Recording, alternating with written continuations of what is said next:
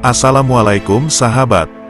Kemunculan Imam Mahdi adalah pembuka dari tanda kiamat kubro. Sebelum kemunculannya, dunia terlebih dahulu mengalami beberapa peristiwa-peristiwa besar yang penuh dengan kesulitan. Ibnu Khaldun pernah menjelaskan bahwasanya di akhir zaman pasti akan muncul seorang laki-laki dari kalangan Ahlul Bait atau keturunan Rasulullah Shallallahu Alaihi Wasallam yang berperan dalam memperkuat agama Islam, menegakkan keadilan, dan memiliki pengikut dari kalangan kaum muslim. Laki-laki inilah yang dikenal sebagai Imam Mahdi. Sebagian orang percaya, kemunculan Imam Mahdi adalah sebuah tanda-tanda kiamat besar, sedangkan sebelum kemunculannya adalah tanda-tanda kiamat kecil. Pada video sebelumnya telah kami ceritakan tentang tanda-tanda sebelum kedatangan seorang mujadid terakhir di abad 15 Hijriah. Bagi yang belum mengetahui kisahnya, silahkan cek tautannya di deskripsi video ini. Abdullah bin Mas'ud meriwayatkan bahwasanya Rasulullah Shallallahu Alaihi Wasallam bersabda, hari kiamat tidak akan terjadi sampai datang seorang laki-laki dari Ahlul Baitku, namanya mengikuti namaku. Lantas apa saja peristiwa besar yang terjadi terkait dengan kemunculan Imam Mahdi sebagai tanda kiamat? Dari berbagai riwayat, peristiwa terkait kemunculan Imam Mahdi sebagai tanda kiamat dibagi menjadi 3 fase, yakni sebelum, saat kemunculan, dan sesudahnya. Adapun tanda-tanda itu antara lain: tanda-tanda sebelum kemunculan Imam Mahdi. Penghancuran dan pemboikotan Irak dan Syam oleh bangsa Rum dan bangsa Azam. Dalam peristiwa ini, kemungkinan Rum yang dimaksud adalah Romawi Barat, sedang bangsa Ajam merujuk kepada orang yang tidak berbahasa Arab. Wilayah awal Kekaisaran Romawi Barat saat ini meliputi wilayah negara barat, antara lain, Inggris di utara hingga Italia di selatan, dan Portugal di ujung barat hingga Bosnia-Herzegovina di timur. Abi Nadra berkata, kami sedang berada bersama Jabir bin Abdullah. Dia berkata, Rasulullah bersabda, hampir saja tidak boleh dibawa masuk ke negeri Irak, makanan sepotong roti pun diboikot pula masuknya dirham. Kami lalu bertanya kepada beliau, dari mana bangsa yang melakukan demikian? Beliau menjawab, orang-orang Ajam yang melakukannya. Kemudian beliau berkata lagi, hampir-hampir saja, tidak boleh dibawa masuk sekeping dinar kepada penduduk Syam, tidak boleh pula dibawa masuk kepada penduduk Syam, setakaran makanan pun. Kami bertanya lagi, dari mana bangsa yang melakukan demikian? Beliau menjawab, dari bangsa Rum. Kemudian diam sejenak, lalu bersabdalah Rasulullah Shallallahu Alaihi Wasallam, akan segera tegak berdiri di akhir umatku seorang khalifah yang akan membagi-bagikan harta dengan tanpa menghitung-hitung jumlahnya. Hadis riwayat Muslim.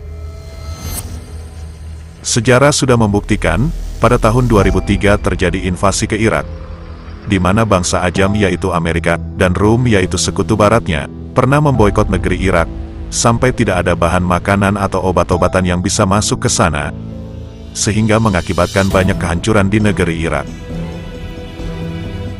Setelah Irak, penghancuran juga dilakukan terhadap Syam, yaitu Suriah dan Palestina. Sedangkan yang terjadi saat ini adalah bukan hanya boikot bahan makanan dan medis terhadap Palestina, melainkan pembunuhan besar-besaran yang menghilangkan banyak nyawa, bahkan perempuan dan anak-anak. Dari Musanif Abu Syaibah disebutkan, Rasulullah bersabda, Al-Mahdi tidak akan keluar hingga jiwa-jiwa suci yang tak berdosa terbunuh. Apabila jiwa-jiwa suci itu terbunuh, maka penduduk langit dan bumi marah atas kematian mereka. Lalu orang-orang mendatangi Al-Mahdi, mereka mengaraknya seperti seorang pengantin diarak kepada suaminya pada malam pesta pernikahannya. Wafatnya seorang khalifah yang diikuti dengan perselisihan di antara putra-putranya. Dari Ummu Salamah, Nabi Shallallahu Alaihi Wasallam bersabda, akan ada perselisihan pada saat matinya seorang khalifah. Maka keluarlah seorang laki-laki dari penduduk kota Madinah, berlari menuju Mekah. Orang-orang dari penduduk Mekah mendatanginya, lalu mereka mengeluarkan laki-laki itu, sedang laki-laki itu membencinya. Kemudian mereka membaiat laki-laki itu di antara rukun Yamani dan Makom Ibrahim. Hadis riwayat Abu Daud. Hadis lainnya yaitu, dari Abu Asma Ar-Rahabi, dari Sauban dia berkata, Rasulullah bersabda, Kelak 3 orang akan berperang di dekat perbendaharaan kalian ini, yaitu Baitullah, dan kesemuanya adalah anak khalifah. Hadis riwayat Ibnu Majah. Tanda-tanda ketika munculnya Imam Mahdi. Banyaknya perselisihan dan gempa bumi. Imam Mahdi disebutkan akan muncul saat dunia sedang dilanda banyak perselisihan, peperangan, kezaliman, dan penganiayaan.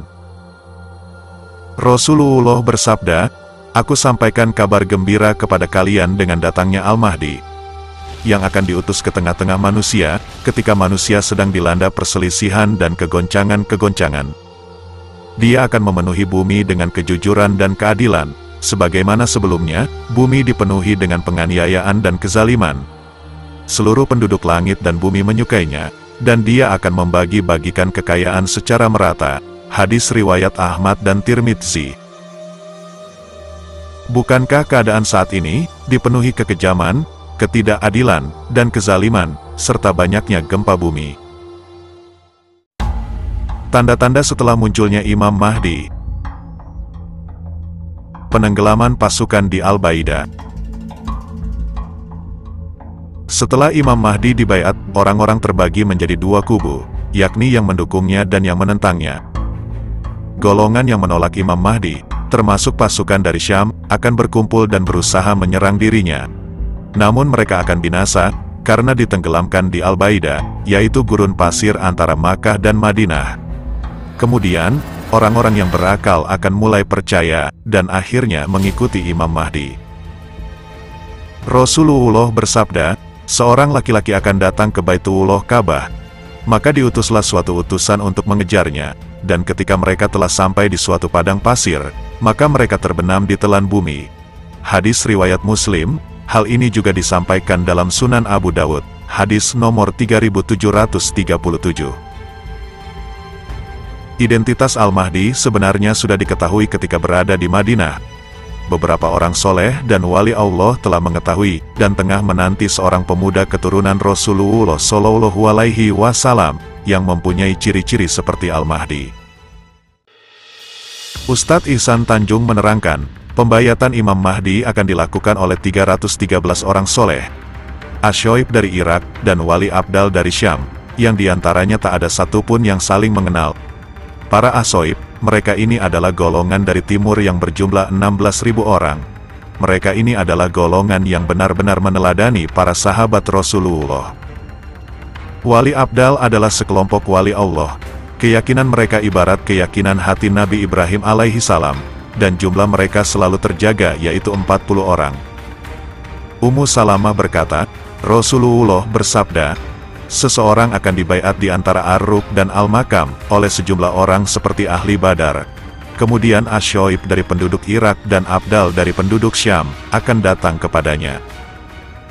Kemudian Rasulullah bersabda, "Jika kamu melihatnya maka berbaiatlah walaupun harus merangkak di atas salju, karena dia adalah Khalifah Allah Al-Mahdi." Hadis riwayat Ibnu Majah. Jika kelak kita mendengar berita keluarnya Imam Mahdi dengan tanda-tanda di atas, maka kewajiban seorang muslim adalah berbaiat kepadanya, walaupun harus menempuh berbagai kesulitan. Wallahu alam, bishawab.